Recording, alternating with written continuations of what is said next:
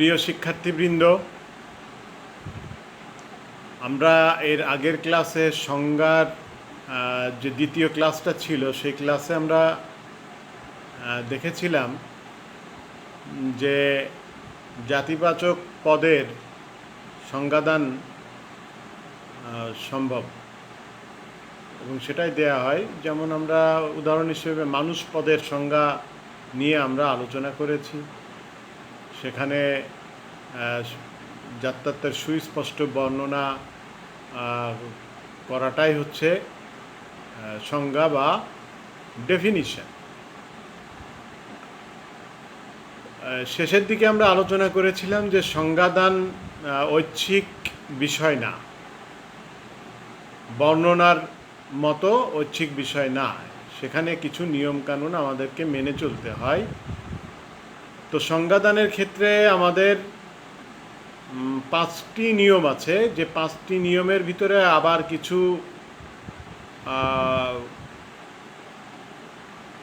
উপনিয়ম বলতে পারি আমরা। তো এই 5টি নিয়ম আমাদেরকে মেনে চলতে হবে।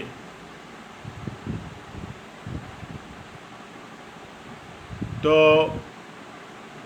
প্রথম নিয়মে বলা হচ্ছে যে পদের সংজ্ঞা দিতে হবে সেই সংজ্ঞার্থ পদের সম্পূর্ণ জাত্যার্থ উল্লেখ করতে হবে, তার চেয়ে বেশিও নয়, কমও নয়। নিয়মটা আরেকবার পড়ি। যে পদের সংজ্ঞা দিতে হবে সেই পদের সম্পূর্ণ জাত্যার্থ উল্লেখ করতে হবে, কমও নয়, বেশিও নয়। তো একটি পদের সংজ্ঞা দান করব সম্পূর্ণভাবে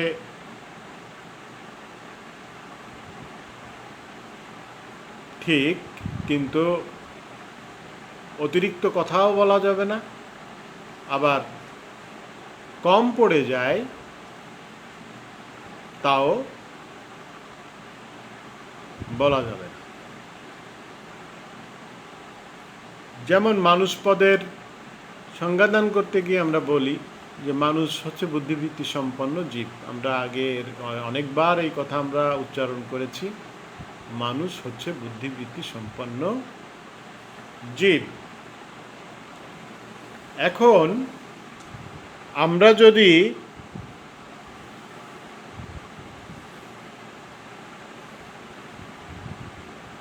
এই প্রথম নিয়ম অর্থাৎ সম্পূর্ণ জাত্যার্থ মানে কোনো পদের সম্পূর্ণ জাত্যার্থ উল্লেখ করতে গিয়ে যদি বেশি বলে ফেলি, তাহলে সেই ক্ষেত্রে যে সংজ্ঞার উৎপত্তি হয় সেই সংজ্ঞার নাম হচ্ছে বাহুল্য সংজ্ঞা। বাহুল্য শব্দটাই তো স্পষ্ট যে অতিরিক্ত হয়ে যায় যখন, তখন আমরা সেটাকে বাহুল্য বলেই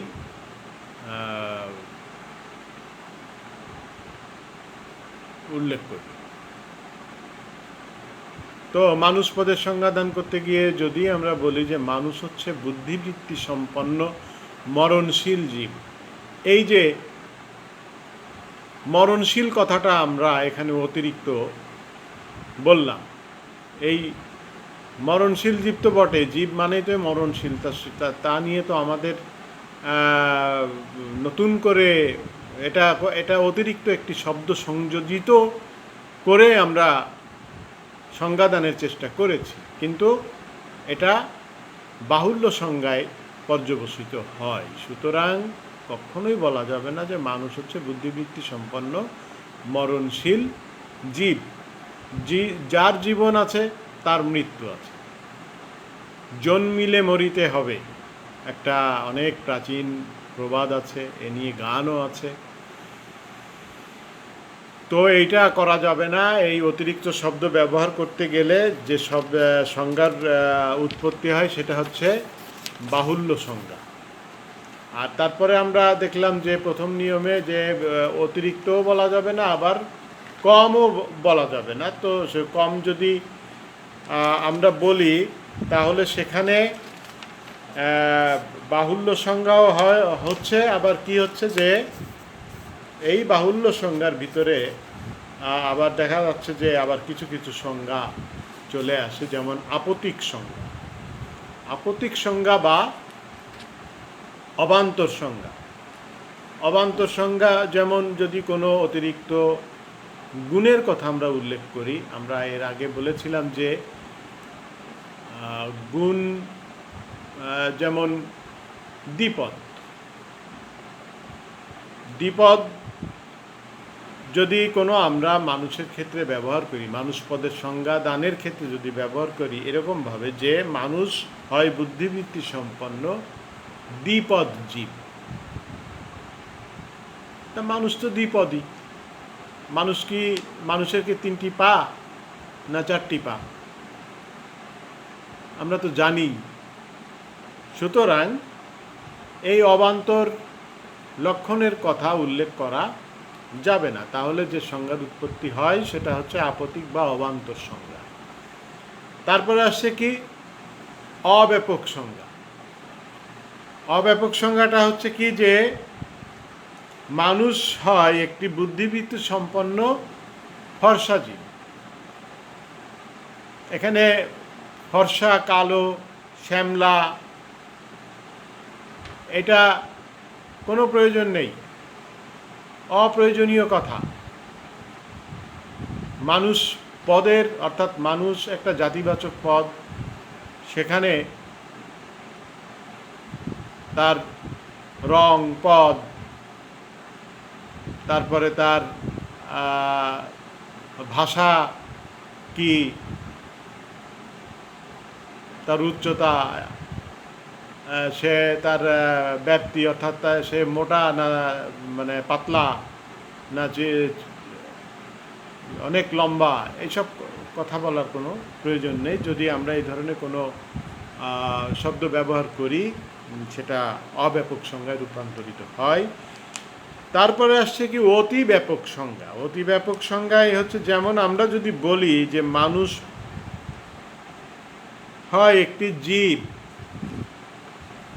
এই আলোচনা কিন্তু আমরা আগে করেছি, সংজ্ঞার প্রাথমিক আলোচনায় আমরা করেছি যে মানুষ হয় একটি জীব, তাহলে বাদ পড়ে গেল,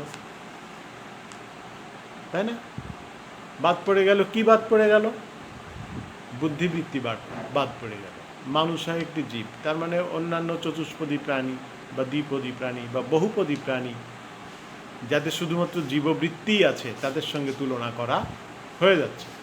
সুতরাং এইভাবে আমরা বলতে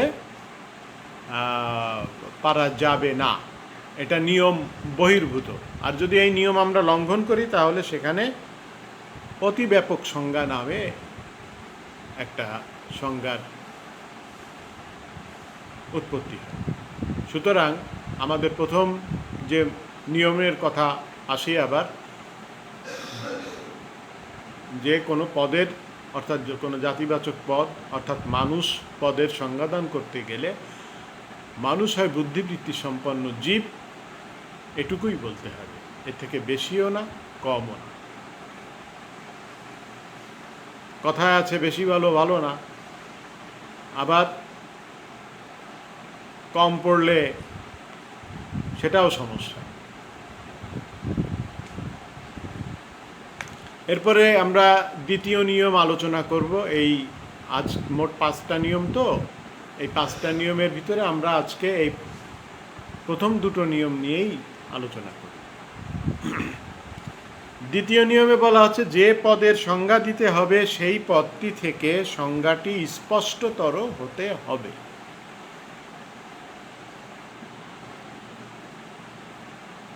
কোনো ধরনের কোনো রূপক বা দুর্বোধ্য ভাষা ব্যবহার করা যাবে না। কি দাঁড়ালো? আমরা মানুষ পদের সংজ্ঞা নিয়ে তো আলোচনা করছি। এখন মানুষ পদের সংজ্ঞাদানের ক্ষেত্রে আমরা মানুষের জীববৃত্তি এবং বুদ্ধিবৃত্তির উল্লেখ করব, যে মানুষ হচ্ছে বুদ্ধিবৃত্তি সম্পন্ন জীব। এইটাই হচ্ছে মানুষ পদের সঠিক সংজ্ঞা।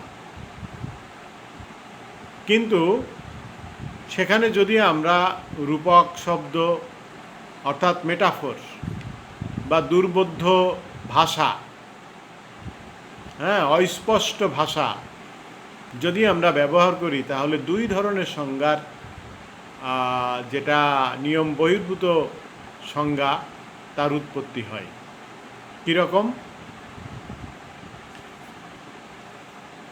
যদি আমরা কোনো রূপক শব্দ ব্যবহার করি, তাহলে সেখানে রূপক সংজ্ঞার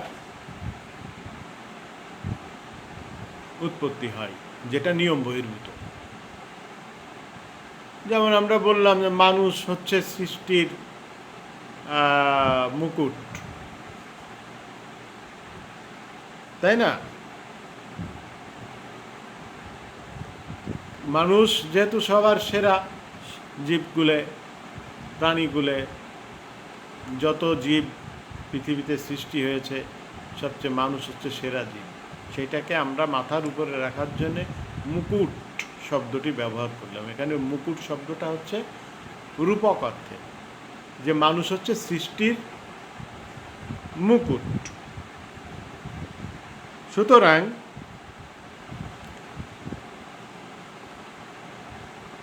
এই ধরনের কোনো রূপক শব্দ ব্যবহার করা যাবে না।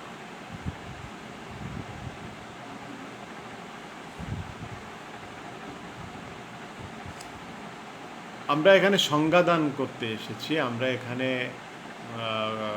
আমরা কবিত্ব, মানে কবিরা, লেখকেরা অনেক কিছু বোঝানোর জন্য রূপক শব্দের ব্যবহার করেন, সে অলংকার হিসেবে ব্যবহার করেন। কিন্তু মানুষ পদের সংজ্ঞাদানের ক্ষেত্রে, অর্থাৎ মানুষ পদ অর্থাৎ জাতিবাচক কোনো পদের, মানে যে পদের সংজ্ঞাদান আমরা করব মোদ্দা কথায়, সেই পদের সংজ্ঞাদান করতে গেলে আমাদের এই ধরনের কোনো রূপক শব্দ ব্যবহার করা চলবে না। সেটা আমাদের নিয়ম বহির্ভূত।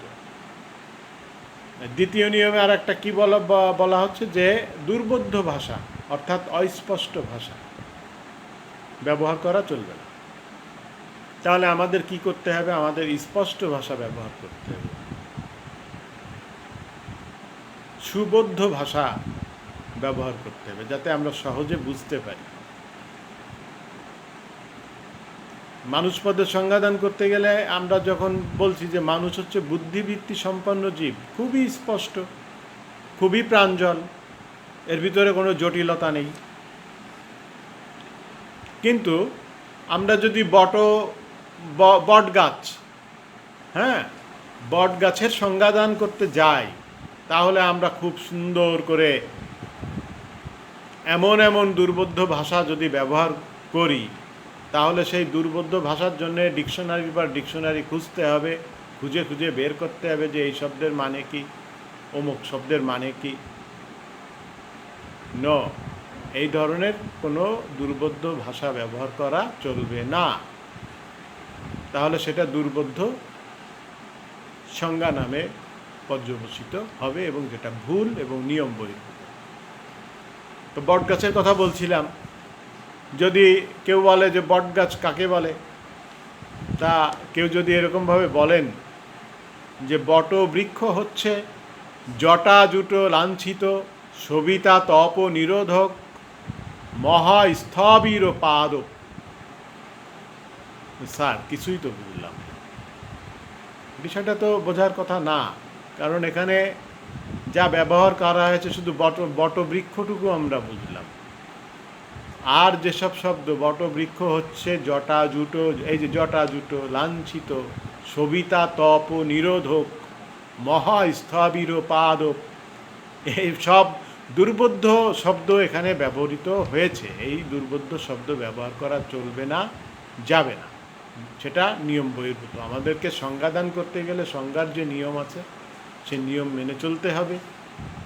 সব কিছুরই যুক্তিবিদ্যা নিয়ম মেনে চলে বলেই যুক্তিবিদ্যার ছাত্ররাও নিয়ম মানা শেখে। আমাদের দৈনন্দিন জীবনে নিয়ম মেনে চলতে হয়। আমরা জানি যে যুক্তিবিদ্যা পাঠের প্রয়োজনীয়তায় আমরা দেখেছি যে দৈনন্দিন জীবনে যুক্তিবিদ্যা পাঠের প্রয়োজনীয়তা অপরিসীম। যদি তাই হয় তাহলে এখানে যে নিয়মগুলোর কথা বলা হয়েছে, যে 5টি নিয়ম, যার প্রথম 2টি নিয়ম এবং তার ভিতরে কিছু উপ নিয়ম আমরা দেখলাম, মানে নিয়ম লঙ্ঘন করলে যেসব বিভিন্ন ধরনের অনর্থক সংজ্ঞার উৎপত্তি ঘটে, সেগুলো থেকে আমরা রেহাই পাব। আমাদেরকে নিয়ম মানতে হবে। আগামী ক্লাসে আমরা আর যে 3টি নিয়ম আছে সেই 3টি নিয়ম নিয়ে আমরা আলোচনা করব। তো সংজ্ঞার আজ 3য় ক্লাস হলো। আরেকটি ক্লাস হবে, এরপরে আরেকটি ক্লাসের পরে আরও ক্লাস হবে। সংজ্ঞা যেহেতু আমাদেরকে শেষ তো করতে হবে অধ্যায়টা। তো সবাই ভালো থেকো, সুস্থ থেকো, সবার প্রতি শুভকামনা রইল।